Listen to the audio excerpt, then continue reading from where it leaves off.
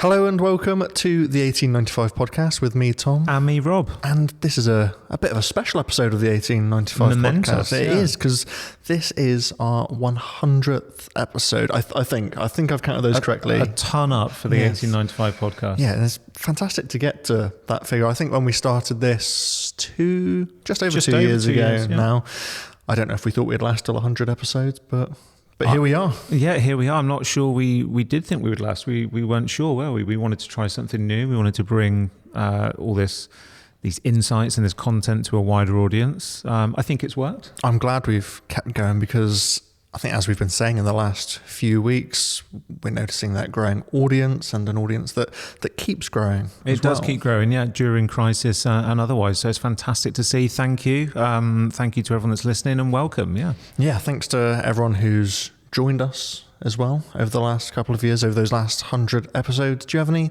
standouts from that time? Oh, there's so many highlights, isn't there, Tom? It'll be interesting to see, because we said we should have a quick look and see what our favourite episodes were before we came into record. So it'll be interesting to see who's written down what. We've not swapped notes on this. I've got 3 or 4 points. I think for me, the episodes we record at the events, the live panel discussions, I love those. We've referenced that a number of times. I just love getting that candid, cross-cutting conversation across a panel. I enjoy the editors' mid-year reviews as well. I think there's always good value comes out of those. We're probably due for one of those in the next month or so. For some reason, I very fondly look back on our interview episodes, particularly one with Eduardo Gil-Elohoste of Nippon Gases Europe, now Nippon Sanso, of course, as the outgoing president and sort of shaper of Nippon Sanso in Europe at that time. So that was a fantastic episode. And finally, Tom, the space episodes. We did that. I always love a space episode, but the triple header we did, we went down to Goonhilly here in Cornwall, to the kind of satellite station.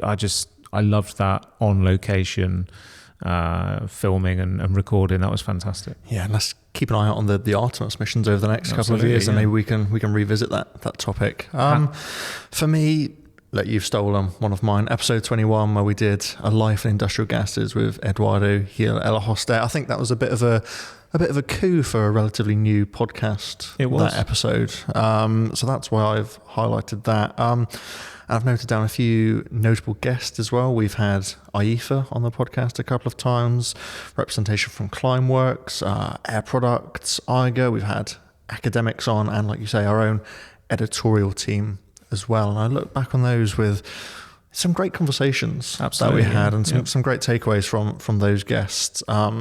Equally, reliving our various events. We've spent hours in here in the studio listening back to the audio from our events in the US, in the APAC region in Europe. And Abu Dhabi, that. I mean, I didn't put it on my list, but that stands out for me. I loved being at the Yas Marina circuit, where all of my Formula One heroes are at one point every year, and being there to record and do. I think we did a couple of recordings there on the ground. Just fantastic. Yeah. And finally, we've recorded some very timely episodes as well, keeping up with current affairs. I picked out a few where we looked at 45V, as that was fresh. We reported on the Air Products saga last year, and the CEO leaving, new one coming in, and of course recently our coverage on the conflict in the Middle East. So a real widespread berth of topics that we've covered over these 100 episodes, and I guess here's to the next 100. Yeah, absolutely. A depth and breadth of insights of guests, like you said, ranging all kind of walks of life and academia, and a truly international following and recording base, I guess. And as you said, the next 100, I mean, so much to talk about at the moment. We've got so much current affairs tying into industrial gases and chemicals right now. So many different things to talk about, and we're introducing some new technical debrief episodes as well, aren't we? Yeah, I mean, for the benefit of the listeners, just before we started recording, we were going through some of the topics and our schedule for the podcast for the next couple of months, and that seeming quite full already. No easing up there, is there? There really isn't. So yeah, listeners, subscribe and keep an eye out for those. But let's get into today's topic, and this is quite a actually quite a strong tie-in with the roots of this podcast, the 1895 podcast, and the name that derives from, because we're going to be looking at rare gases as part of today's episode. So maybe you want to explain that a little bit, Rob. Yep. So just to recap for any of our new listeners or anyone that wasn't there back in the first episodes when we explained this, 1895 pays homage to Carl von Linde, one of the forefathers of the industry, because it was in 1895 that he kind of pioneered the liquefaction of air.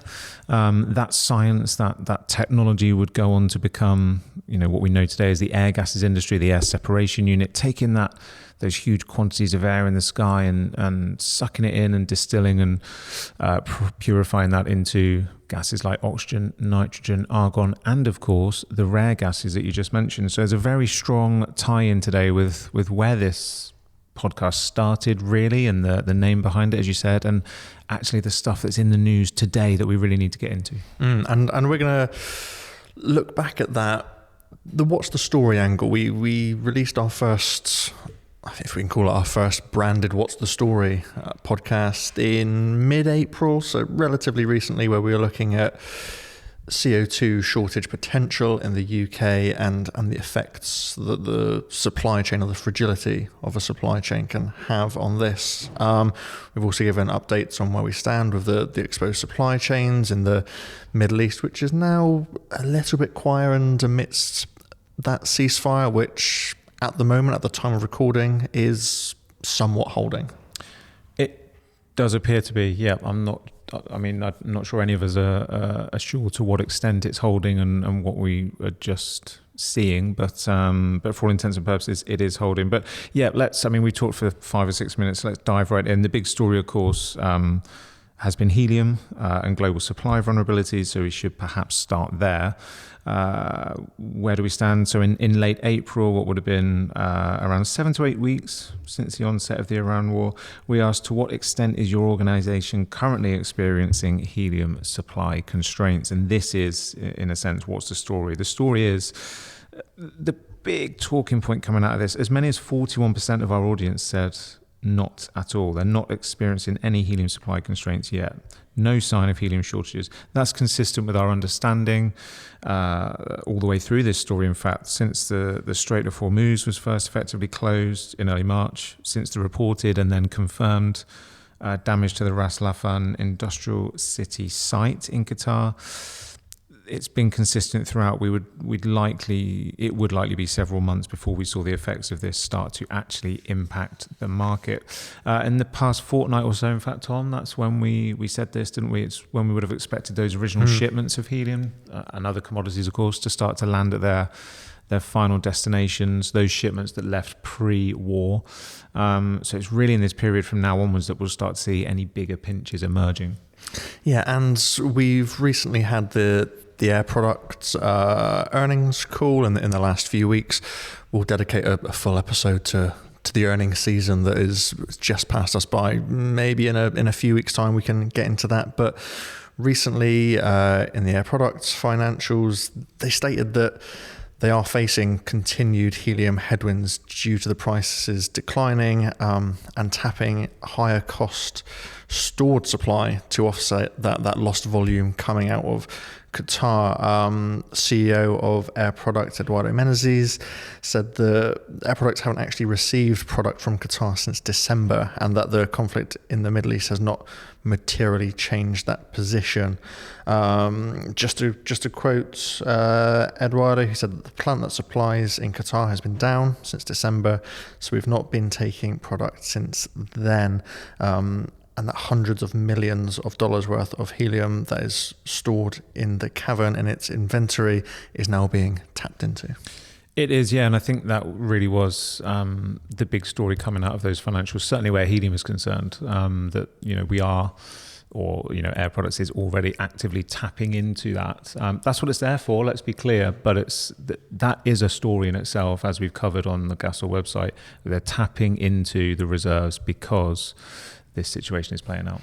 But if we look at that all being said, if we look at the helium market as a whole, things are still relatively stable. So just to get into some more of that sentiment from the gasworld viewers, how are things looking forward at the moment when it comes to helium?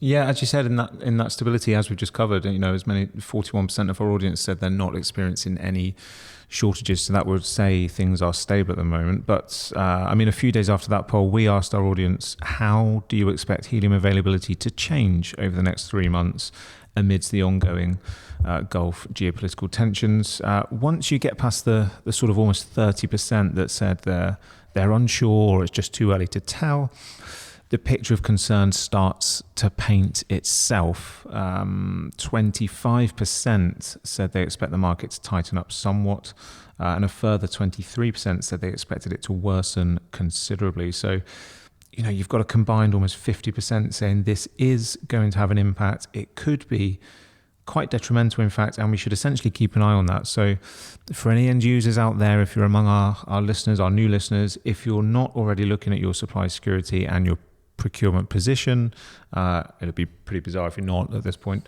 then now would be a good time to address that. Yes, and that leads quite nicely into another topic I'd like to get into. That's the broader suite of specialty gases. On the point you made there about end users, we are going to be delving into the supply chain security for end users when it comes to specialty gases on a webinar in just a few weeks' time. We are indeed. And if that was the story in helium, what's the story in specialty gases? So we ran a very similar poll actually on the 30th of April, so in the last kind of week or so, Tom. And we asked, to what extent is your organization currently experiencing specialty gas supply constraints? 40% said not at all, so in a sense nothing to see here. 25% said they were unsure, or again it was just too early to tell right now. And I guess that ties into that thing we're talking about around the bottlenecks that we're yet to experience.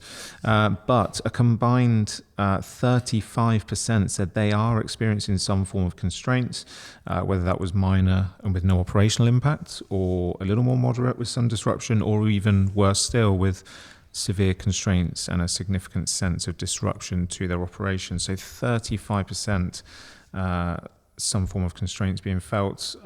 I think it's slightly surprising, just because that broader suite of specialty and rare gases don't have the same sheer geopolitical concentration, if you will, of sourcing and supply as helium, for example. It's probably important to know that helium could be included in that definition of spec gases. So is it skewing the responses slightly? Possibly. But on the other hand, we do know that many specialty gas supply chains and trade as a whole is, of course, reliant upon these critical shipping and trade flow routes. So that is likely where that sense of concern is arising from. Yeah, and you mentioned rare gases there. So what do we know specifically about the rare gases that our industry produces? Because these have been at risk before. This isn't the first time they've been at risk. In fact, they're never far from risk, are they? They're not. No, that's right, Tom. I've reported on several rare gas shortages myself in my time here. Usually neon's in focus, and we saw that in the early 2020s, in fact, particularly as a result of the onset of war in Ukraine, and it was interesting. So many people in the world sort of woke up to the fact that, Ukraine is one of the biggest exporters of grain, but there's also some huge steel plants in Ukraine and Russia that have been caught up in the conflict, and that's where a lot of neon is coming from. So yeah, there's been issues like this before.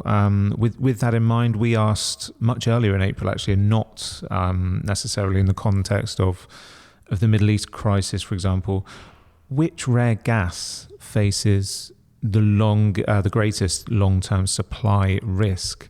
Now, 65% of our respondents said they're all equally constrained. That's neon, krypton, and xenon.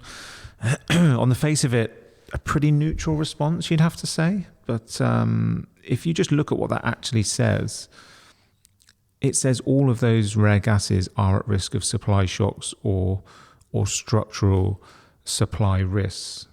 Right now and in the future. So I think actually you could look at that as quite neutral, that 65%. I think it's a fairly big statement, in fact, because it's not like the market is pointing to one outlier gas or the other. It's all of them. So if we narrow down the umbrella, all of them, what is the data saying in terms of those gases as individual commodities? Well, I think if anyone's looking for a story, they might be disappointed by the 35% of responses that are left on the table. But I mean, 17% said xenon in particular is the greatest long-term risk. Many people will associate that with car headlights, for example. 10% opted for krypton, and 8% said neon, which again is slightly surprising in itself, given that some of the potted history of neon supply security in recent years, as I said. Yeah, and we'll come back to the point of neon in just a moment. But to continue on rare gases as a whole for a moment, does this mean that they carry the same sort of risk profile as, say, helium, as we've already spoken about? I think I saw a gasworld poll to this extent in recent days. Yes, you will have. I think it was kind of second or third week into April, 20th of April, we asked that question, Tom. We asked, are rare gases becoming the new helium in terms of supply risk? 42% said it was just too early to compare those kind of channels. But 26% said yes, they're following the same trajectory and essentially carry the same fragility. Only 15% said no to that question and said that there are different market dynamics at play here. So I think the next logical question is, why is the risk profile so similar? And what's the biggest challenge when it comes to scaling that rare gas supply? Well, we surveyed on this at the start of April, and perhaps unsurprisingly, 38% pointed to the geopolitical concentration of supply. That's why we're seeing these supply chains so exposed and so in the spotlight at the moment. 34% said it would be, in fact, the high purification costs that are associated with rare gas production. And I guess we've got to remember these gases are usually derived in tiny quantities from very large scale ASUs at steel mills, for example. To put some context on that, in that composition of the air that I was talking about at the start of the episode, these air separation units, they suck in the air that's all around us, to no detriment to us, by the way. But in that air, you've got roughly 78% nitrogen, so plenty of nitrogen, 21% of oxygen, and then that final kind of 1% is argon and other rare gases. So that's where we're talking about neon, krypton, and xenon. So that's why they're called rare gases in nature, and obviously attract a premium price tag as well. Just a quick word before, I can see you're ready to move on, Tom, but just a quick word on specialty wet chemicals as well. This is not something we cover so extensively at Gasworld, but it is a topic that comes up at our European Specialty Gas Summits each year. It's a key part of semiconductor processes and supply chains, and they don't really get talked about, but they're quite a big deal. So we wanted to get under the surface of this a bit, under the hood, if you like. We asked in the last few days, how would you describe current availability of specialty wet chemicals and products? I was just jumping in there, Tom, so I don't actually have the full results to hand.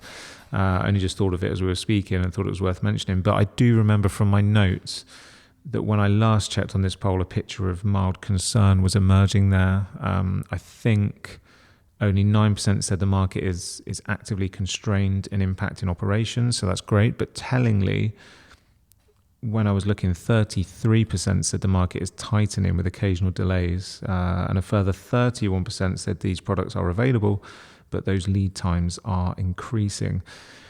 And all of these are signs that especially wet chemicals market is about to experience some pinch points potentially. So again, to end users out there, particularly those in the semiconductor sector, if your operations are exposed, if you're in a region where you're relying on those kind of just-in-time supply chains, or there's any kind of exposure risk in your procurement and delivery channels, now would be a good time to reappraise that and jump on that webinar you mentioned, Tom. Absolutely, yeah, Gasworld TV to sign up for that. It's so interesting to be able to pick over all of these audience sentiments that we get from our question of the day and really get a feel for what's happening in the market. You're right, I did want to jump forward to a question, or jump back and get into those talking points around neon, because I've seen quite a bit of coverage on that on the Gasworld website in recent weeks. So this is a gas that's been vulnerable before. It's had a checkered history, as you say. You actually wrote a piece of analysis on the Gasworld website yourself in the last few weeks, and you asked if neon is the next rising gas concern. You were reflecting on how that rare gas's unease is deepening, as we're just discussing then. So perhaps you can just give a brief idea of what the story is here for our 1895 listeners. Yeah, I mean, helium grabs all the attention, doesn't it? It has done. We've talked about CO2 as well, LNG, and energy as a whole. But we're also looking for those stories under the radar here at Gasworld that we need to get into people's consciousness. Industry indicators suggest that concern is growing for the stability of rare gas supply chains, as we discussed, as markets recalibrate and reassess against that backdrop of ongoing conflict.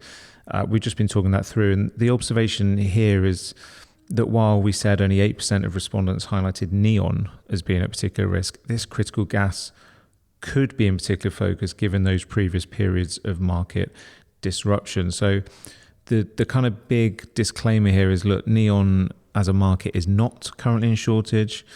We must be quite clear about that. However, with stable supply stable and diversification efforts improving resilience since 2022, when the Russian invasion of Ukraine was a primary factor in all three rare gases, experiencing a tightening of supply. Yeah, it's not currently the case right now. The market is not in shortage. Whilst there's no immediate signs of constraint in that neon market in 2026, and no impact has yet been seen or anticipated, the sentiment data suggests that concern is still rising, and that disconnect is probably one of the most telling signals in the current market.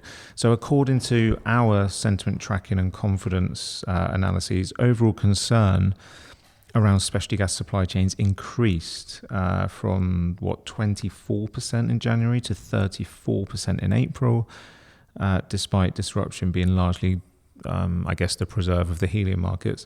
Sentiment captured in early April directly addressed that confidence impact as a result of the Iran crisis, indicating that 40% of respondents have seen their supply chain confidence significantly affected, and they believe that disruption appears highly likely. For neon, this is quite important. It does matter. So unlike helium, neon has not been directly impacted by recent geopolitical events, but it shares many of the same structural characteristics. We've got this reliance on byproduct supply, steel making and air separation, as we explained, a dependence on high purity processing capacity, and we haven't talked about that, a critical role in semiconductor lithography. And all of those characteristics that you mentioned there were exposed, of course, during those disruptions of 2022, like you mentioned, when supply from Ukraine was obviously severely constrained. Yep. And while the market has since diversified, it's not fundamentally changed its structure, and that's reflected in the persistence of these elevated concern levels, even as the immediate conditions remain stable. I think it's also important to note these appear to be long-standing concerns. I mean, irrespective of any particular world events. In February, pre-Iran war and escalation, a Gasworld poll found that 15% of users identified rare gases as the category expected to experience the tightest supply this year in 2026. That represented the third highest share of vote, with helium probably obviously far and away the supply chain of most concern, as one might expect, with sort of 46% of the poll. And for anyone listening that isn't aware, neon really is a fundamental product. We might say it has an illuminating array of applications, if you'll pardon the pun there. Very good one. It's universally associated with brighter coloured signage. I'm sure we've all seen those, but its largest downstream application is lasers. Its unique properties have seen it used across a range of applications, including vacuum tubes, wave meter tubes, lighting arresters, high voltage indicators, television tubes and plasma tubes, and helium and neon lasers as well. So the semiconductor industry uses neon as a buffer and carrier gas within a mixture of termed excimer gas. This mixture generates the single wavelength of light used for deep ultraviolet photolithography. Easy for me to say. This is the process used to transfer a pattern to the surface of a wafer during fabrication. Yeah, that's a very good explanation, actually, Tom. And those semiconductor applications account for, we think, up to 90% of neon gas laser demand. So again, I guess we're calling all end users here with a bit of an early warning alarm when it comes to that critical gas supply. Let's look at another topic which we've been discussing here in the office in recent weeks, and that's deuterium for a moment. Another gas or chemical that we don't routinely cover at Gasworld or on this podcast. In fact, on a day-to-day basis, at least. I think we touched on it recently on the podcast. But you've been keeping an eye on this ever since the Iran war started and escalated, haven't you? I have, and I think that's because we know there's a particular heavy water plant, as it's called, in Iran, that I understood was a relatively key site of deuterium production. Our understanding is that plant was caught up in the crossfire of some of the damage of the conflict, and whether that was through damage alone or otherwise, we believe it is in fact offline as it stands and has been for a few weeks now. And I can only assume, due to the location of that, exact information on that is a little bit sketchy at the moment. Yeah, it's difficult to get a definitive hold on that or update on that situation, as you might expect. And I think we're well aware this is a very nuanced topic or product. So yes, it's difficult to get the full handle on that. So just why is deuterium of interest to us and our industrial gases audience? Why should anyone listening be concerned about that particular supply chain?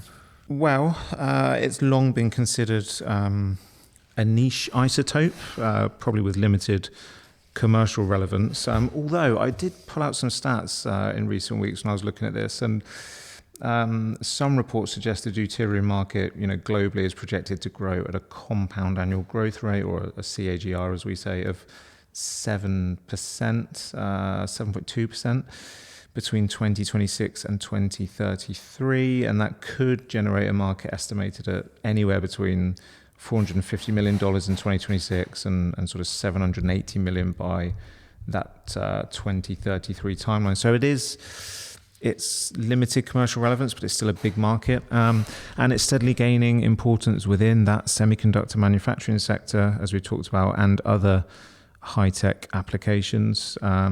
It doesn't command the volumes or visibility of some of the bulk gases we talk about, and we've discussed on this episode, but its role is becoming more critical and precisely at a time when its supply chain may be more exposed than many realize. So, beneath the kind of high-profile concerns of some of the other gases, the one that rarely features in the boardroom discussions would be one like deuterium or bromine, for example, and yet it underpins some of the most advanced manufacturing processes in the world.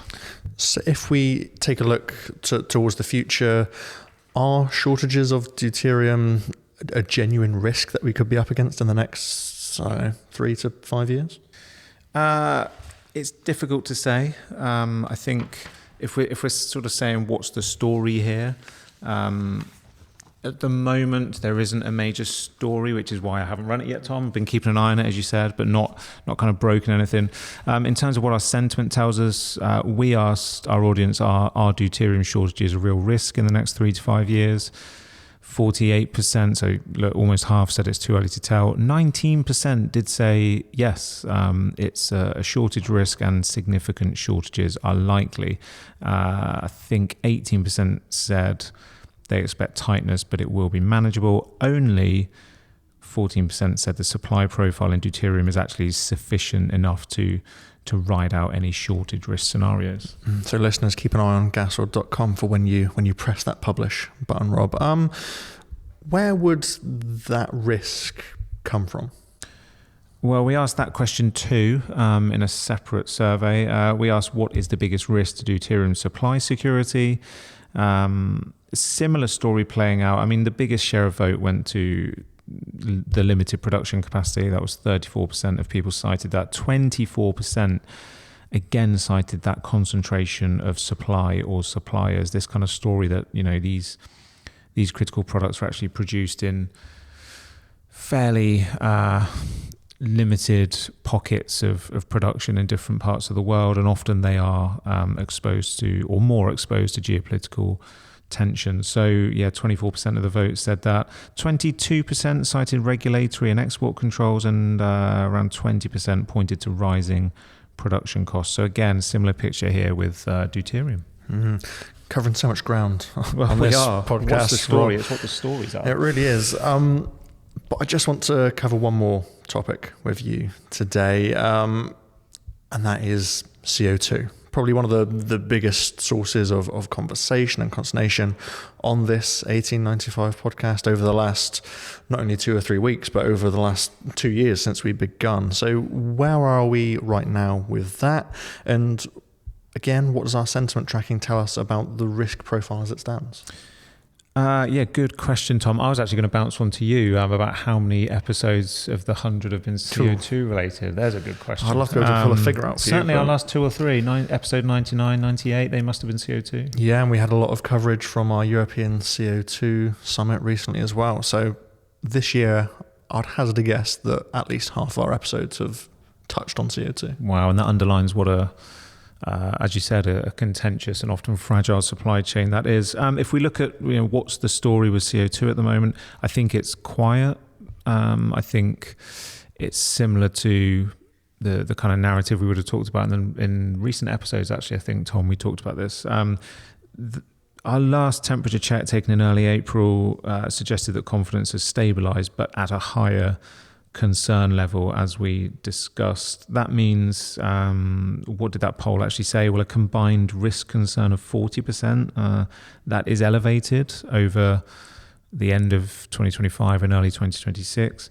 A combined risk of 40% attached to the outlook for European CO2 supply over the next 2 to 3 years. Only 25% suggested any degree of confidence. So we've got some fairly static sentiment right now, but critically there is no return of confidence. And I think it's less tied to the situation in Iran, but we're actually seeing a similar pitch with the North American supply, which we expected to go into shortage this year, possibly anytime now, actually.